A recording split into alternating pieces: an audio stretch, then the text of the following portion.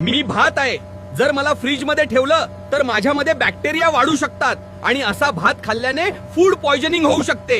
मी दही आहे, जर मला फ्रीज मध्ये जास्त वेळ ठेवलं तर माझ्यातले चांगले बॅक्टेरिया मरून जातील, त्यानंतर मला खाल्ल्यास तुम्हाला गॅस आणि जुलाब होऊ शकतो. मी उकडलेले अंडे आहे, जर मला फ्रीज मध्ये ठेवलं तर माझं प्रोटीन खराब होऊ शकतं, त्यानंतर मला खाल्ल्यास तुम्हाला उलट्या होण्याचा त्रास होऊ शकतो.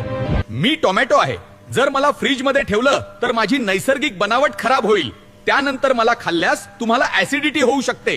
मी कांदा आहे, जर मला फ्रीज मध्ये ठेवलं तर मी चिकट आणि मऊ होईन, त्यानंतर मला खाल्ल्यास गॅस आणि पचन समस्या होऊ शकतात.